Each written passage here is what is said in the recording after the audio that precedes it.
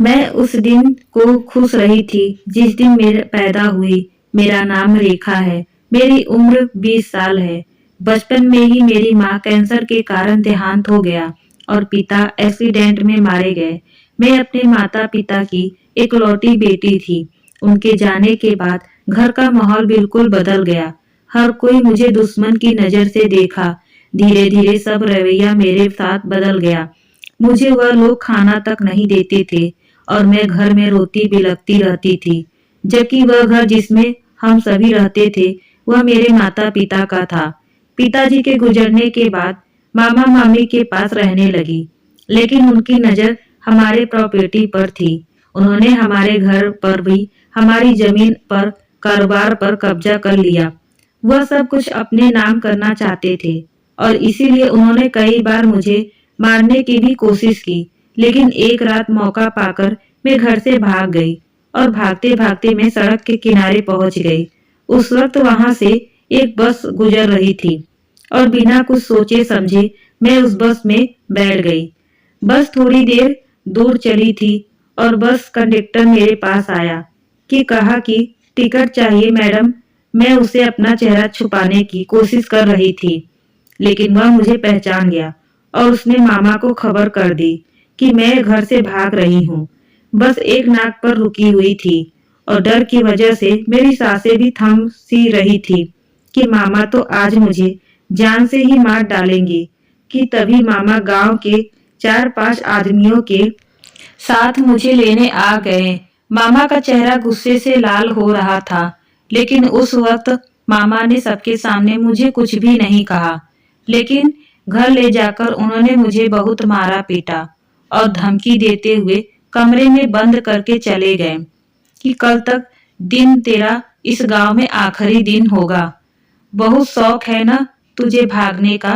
तुझे तो कल सुबह मैं बताता हूँ। कल से तेरी जिंदगी नरक बन जाएगी। मामा की बातें सुनकर मेरा दिमाग सुन पड़ गया। मेरी आंखों के आगे अंधेरा छा गया।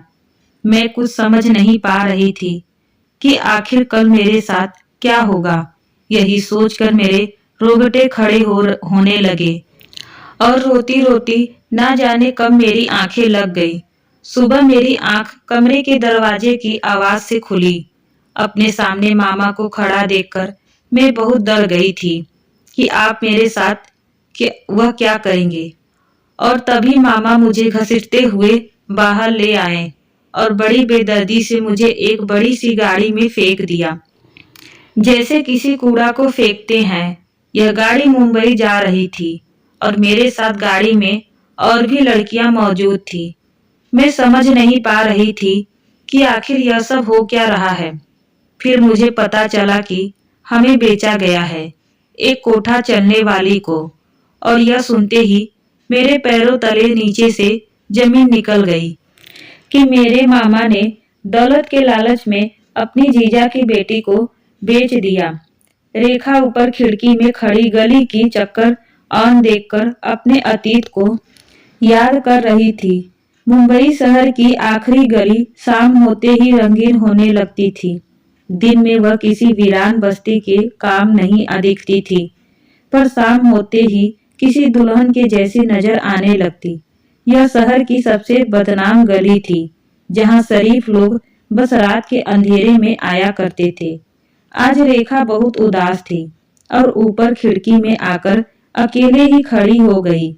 वह आते जाते लोगों को देख रही थी और सोच रही थी कि कैसे कुछ ही सालों में उसकी जिंदगी पूरी तरह से बदल गई और वह इस बात से अनजान थी कि उसकी जिंदगी में आज फिर से एक नया मोड़ आने वाला है।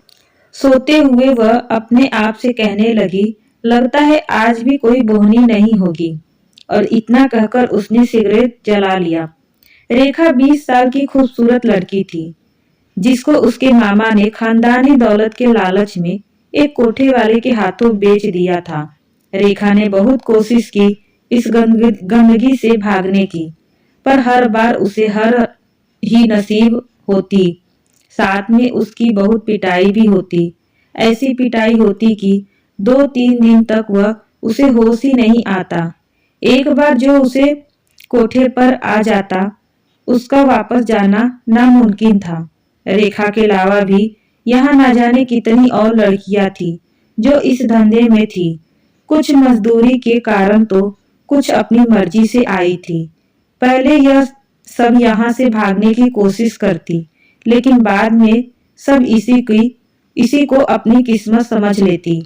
नथोताई इन सब को खरीदने और बेचने का काम किया करती थे। उसकी मर्जी के बिना यहाँ पर एक पत्ता तक नहीं हिलता था। पुलिस भी इसे खौफ खाती थी। अचानक एक हाथ जाकर रेखा के कंधों पर पड़ा। रेखा अपनी अतीत की दुनिया से बाहर आई। उसने देखा उसके सामने 22 साल का खूबसूरत नौजवान लड़का खड़ा था। उसने आंखों के इशारों से रेखा को कमरे में चलने के लिए कहा। रेखा ने और उसके साथ चली गई। सारी रात वह रेखा के बदन से खेलता रहा। सुबह होते ही उसे खुश होकर रेखा को 5,000 थमा दिए।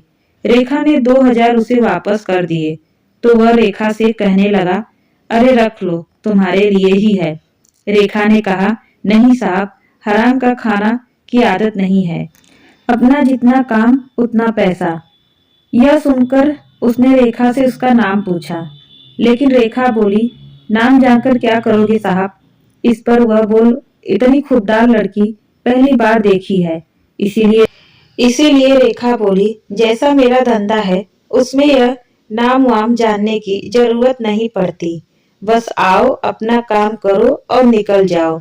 उसे रेखा की बातें बड़ी अजीब लगी और उससे भी ज्यादा मटका उसका रुख मिजाज और कहने लगा, बड़ी बेपरवाह है तू। और उसे नजर भर देखने के बाद वह बाहर निकल गया। कुछ दिन गुजरे कि एक शाम को फिर से उसी गली में आया। उसका नाम रोशन था और वह एक प्राइवेट कंपनी में अच्छी पोस्ट पर काम करता था। उसने चारों तरफ देखा और रेखा उसे कहीं दिखाई नहीं दी। ऊपर गया तो ऊपर जाते ही लड़कियों ने उसे घेर लिया। हर कोई उसकी मेहमान नवाजी को तैयार था। तभी नथोताई ने सबको दूर करते हुए कहा, अरे लड़कियों हटो, और रोशन की तरफ देखते हुए कहने लगी, कौन सी लड़की चाहिए, जिस पर उंगली रखोगे वह तुम्हारी। रोशन बोला, वह कहाँ है। नथोताई ने, अरे कौन। वह रोशन बोला, कल जो मेरे साथ थी।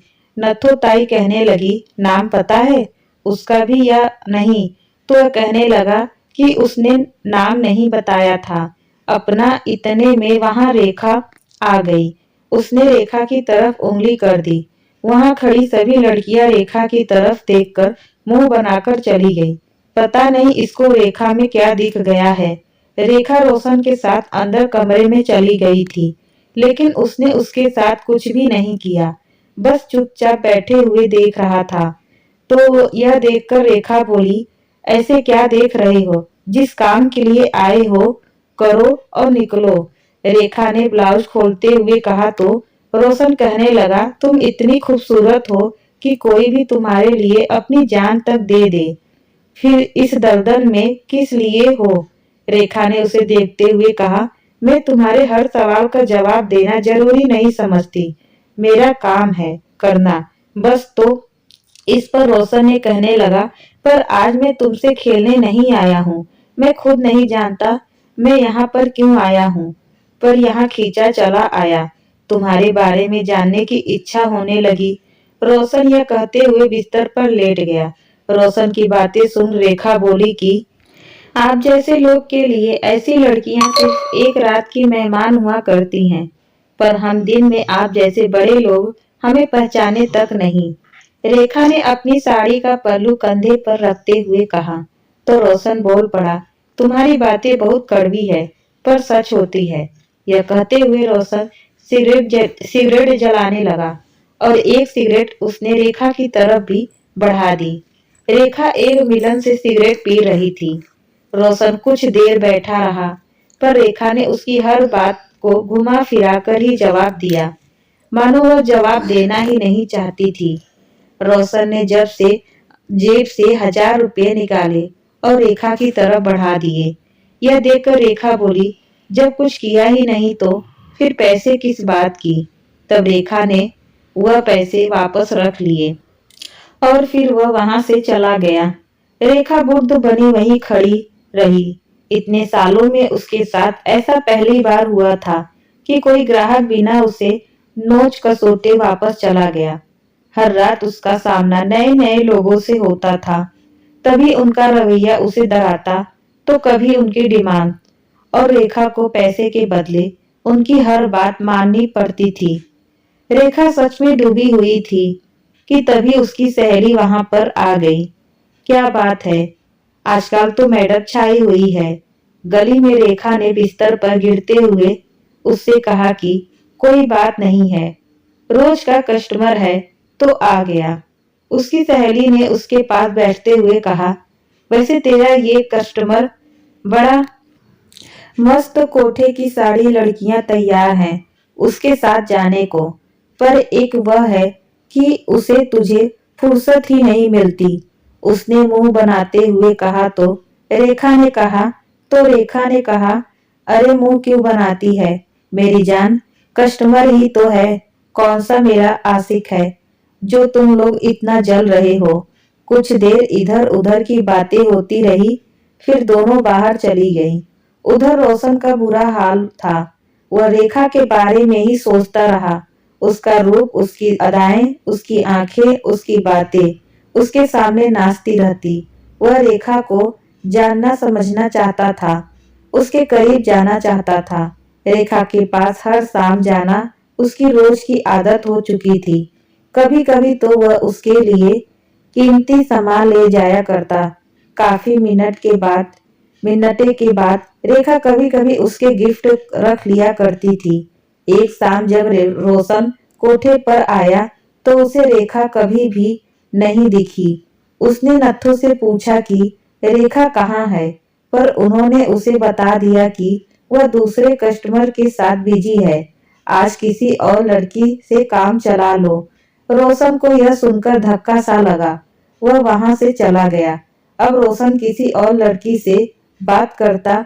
कुछ हफ्ते गुजरने के बाद रोशन को मौका मिल ही गया। उसने रेखा को देखा तो उसका मन किया कि भागकर उसे गले लगा ले, पर नहीं लगा पाया। कमरे में आते ही रेखा ने कहा, बड़े दिनों बाद याद आई हमारी। रोशन ने उससे कहा कि नत्थु ने मुझे बताया कि तुम बहुत व्यस्त रहती हो। इस पर रेखा कहने लगी, हाँ, वह बाहर से ताई के कुछ खास मेहमान आए हुए थे, उन्हीं की खिदमत में लगी थी। यह सुनकर रोशन कहने लगा, तुम यह सब छोड़ क्यों नहीं देती? रेखा बोल पड़ी, क्या यह सब रोशन, गैर मर्द के साथ रात बिताना? रेखा ने रोशन से कहा, तो वह फिर तुम क्या हो? तुम भी तो मेरे लिए गैर मर्द ही तो हो। रेखा की बात सुनकर रोशन को दर्द सा महसूस हुआ और वह बोल, क्या हमारा कोई रिश्ता है नहीं? रेखा, रोशन के वेश्या का एक शरीफ इंसान से क्या रिश्ता हो सकता है? तुम ही बता दो। और अगर कोई रिश्ता होगा तो उसे शराफत की दुनिया के आप जैसे लोग नाजायज रिश्ता कहते हैं, जिनका सच इन काली रातों की रंगलियों में छुपा हुआ है। रेखा की दर्द भरी आवाज में बात सुनते हुए रोशन बोल, पर मुझे अच्छा नहीं लगता जब कोई और तुम्हें छूता है, तुम्हें देखा है, तुम्हारे पास आता है। रेखा कहने लगी, तुम्हें क्यों ऐतराज है? तुम भी तो यही सब करते हो, और मेरा यह पेशा है। रोशन गुस्से से झाला कर बोला पड़ा कि क्योंकि मैं तुमसे प्यार करने लगा हूँ, तुम्हें चाहने लगा हूँ, तुम्हारे बिना नहीं रह सकता। अब जब कोई तुम्हें छूता है तो मेरे तन बदन में आग लग जाती है। मैं नहीं बर्दाश्त कर सकता तुम्हें किसी और के साथ।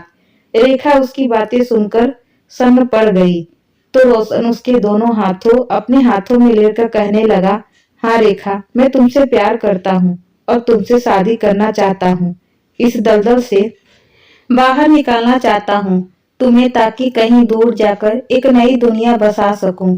मैं नहीं जानता कि तुम्हारे दिल में क्या है। मैं तुम्हें यहाँ से बाहर निकालना चाहता हूँ। रेखा बस चुपचाप रोशन की बातें सुनती रही और रोशन के गले लग गई। फिर एक दूसरे को जानते पहचानते सुबह हो जाती है। फिर रोशन, अपना ध्यान रखना, मैं जल्दी ही तुम्हें लेने आ जाऊंगा, कहकर बाहर निकल जाता है। रोशन कुछ दिनों के लिए शहर से बाहर चला जाता है। उधर रेखा का व्यवहार भी सबके साथ बदल जाता है। अब वह बहुत ही कम अपने ग्राहकों के साथ रात बिताती थी। कभी पेट दर्द का बहाना बनाती, कभी कोई बहाना। सभी ग्राहक भी झगड़ा गाली गलौज करने लगे। कुछ नहीं तो वहां आना ही बंद कर दिया था। नथोताई का धंधा तो बिल्कुल ठप होने चला था। एक दिन नथोताई ने रेखा को अकेले में बुलाया था कि क्या बात है रेखा, आजकल ग्राहक तुझसे खुश नहीं रहते। चल क्या रहा है तेरे दिमाग में। रेखा कुछ भी नहीं बोल पाए, बस इतना कहा कि अब मैं यह काम और नहीं कर सकती, मेरा मन नहीं करता ताई। यह सुनकर नथो ताई बोल पड़ी, हाँ हाँ रेखा, सब जानती हूँ तेरा मन क्यों नहीं लगता। आजकल तेरा मन उस लड़के में जो लग गया है उसके बारे में कुछ ना बोलो। मैं तो ताई बोली उसके बारे में कुछ ना बोलो। मैं तो नथो ताई बोली, देखो सूरत कहीं मोहब्बत तो नहीं हो गई तुमको उससे रेखा, इधर आना, यहाँ मेरे पास आकर बैठ। रेखा हमारे धंधे में यह सब नहीं चलता। रेखा ने अपना नथोताई के घुटनों पर रख दिया और कहने लगी थी कि वह मुझसे बहुत प्यार करता है और शादी भी करना चाहता है। मुझे इतने सालों में मुझे कभी भी एहसास नहीं हुआ, पता नहीं क्यों, पर उसकी हर बात हर वादे पर भरोसा करने को दिल करता है। वह इतना खूबसूरत है कि मुझे उसके सिवा कुछ अच्छा नहीं लगता। इस पर ताई बोली कि हर खूबसूरत चीज धोखा देती है। रेखा उसके प्यार में कमजोर पड़ चुकी है। तू इसीलिए ऐसी बड़ी बड़ी बातें कर रही है। अभी भी वक्त है, रोक ले खुद को। नहीं ताई, मैंने उसे तन मन से अपना माना है। वह मुझे कभी धोखा नहीं देगा। अब तक मैं आपकी हर बात मानी है। ताई बस मेरी एक बात, छोटी सी बात आप भी मान लीजिए, मुझे उससे शादी करने दीजिए। रेखा ने अपनी आंखों में आंसू भर कर कहा तो ताई रेखा से कहने लगी, मैं तेरी खुशियों के आगे नहीं आना चाहती, लेकिन तुझे इस रास्ते जा रही है, वहां सिर्फ और सिर्फ अंधेरा है। एक ऐसा अंधेरा जो तुम्हारी पहचान खो जाएगा। रेखा बोली कि वह हमेशा मेरा साथ देगा। ताई और मैं मोहब्बत में हूँ। मोहब्बत में ऐसा ही होता है। अब यह कदम पीछे नहीं हटेंगे। यह सुनकर ताई बोली, तो ठीक है रेखा, अब यह दरवाजे हमेशा हमेशा के लिए तेरे लिए बंद हो चुके हैं। इतना कहकर ताई वहां से चली जाती है। एक शाम रोशन उसको लेने आ पहुंचा। दोनों खुशी खुशी वहां से निकल गए। रोशन रेखा को घर ले जाने के बदले एक फार्म हाउस पर लेकर जाता है। वहां पहले से एक बहुत बड़ा राजनेता मौजूद था। रोशन ने कहा, रेखा, यह मेरे बॉस हैं। आज रात तुम इन्हें खुश कर दो ताकि मुझे प्रमोशन मिल जाए। रेखा रोशन की बातें सुनकर हैरान खड़ी थी और उसे कहने लगी, रोशन, लेकिन हम तो शादी करने वाले थे। रोशन हंसने लगा, शादी और तुमसे? वैश्या की कभी शादी नहीं होती है। रेखा, उनकी हर रात सुहाग रात होती है, वह भी नए नए लोगों के साथ, समझी? और इतना कहकर उसने अपने बॉस के कमरे में घसीटते हुए ले गया और दरवाजा बंद कर दिया। वह रोती और चीखती चिल्लाती रही। उसके चीखने सुनने वाला कोई नहीं था। उसके जिस्म के साथ उसका भरोसा भी नीचा जा चुका था। रेखा उसके सामने बेबस हो चुकी थी, जिंदा लाश की तरह बिस्तर पर पड़ी रही। उसकी आंखों के किनारे आंसुओं के बेज हो चुके थे। उसके जिस्म से खेलने जाने के बाद बॉस बाहर आया और रोशन के कंधे हैं पर हाथ रखते हुए कहा, वाह रोशन, मजा आ गया। ऐसी बाला की खूबसूरती तो मैंने पहली बार देखी। रोशन कहने लगा, थैंक यू सर, यह नायाब तोहफा तो बस आपके लिए ही था। बहुत पापड़ बेलने पड़े इसके लिए, तब जाकर मिली है। अब तो मेरा प्रमोशन पक्का है ना सर? बॉस ने कहा, अरे हाँ भाई, उसके बाद तुम्हारा प्रमोशन पक्का है। यह कहकर बॉस वहां से चला जाता है। रोशन संतुष्ट का भाव लिए वहीं खड़ा सिगरेट जलाने लगता है। तभी रेखा लड़खड़ाते हुए वहां आती है और रोशन से कहती है कि तुमने तो मुझे धोखा दिया है। तो रोशन कहने लगा कि तुम पैसों के लिए यह सब पहले से ही करती हो, तो आज और कर लिया तो क्या हो गया? और फोकट में नहीं करवाया है, पैसे मिल जाएंगे तुम्हें। तुम्हारे बस जब जब मैं कहूँ तब तक मेरा साथ देना होगा, तुम्हारी लाइफ बना दूंगा।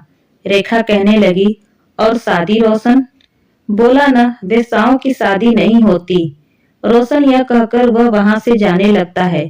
तभी रेखा पीछे से रिवाल्वर उसकी कमर पर रखती है और धीरे से उसके कान में कहती है, वेश्याओं की शादी नहीं होती होगी, पर उनके सीने में भी दिल जरूर होता है। और इतना कहकर उसने रोशन को गोली मार दी और फिर उसने खुद को भी खत्म कर लिया। रोशन वहीं पर गिरा पड़ा और कुछ देर बाद उसकी भी मौत हो गई। दोस्तों, उम्मीद करती हूँ आपको हमारी कहानी पसंद आई होगी। कहानी पसंद आए है तो वीडियो को लाइक करें, चैनल पर नए हो तो चैनल को सब्सक्राइब करें और हाँ, नोटिफिकेशन बेल को जरूर दबाएं ताकि अगली अपडेट सबसे पहले आपको मिले।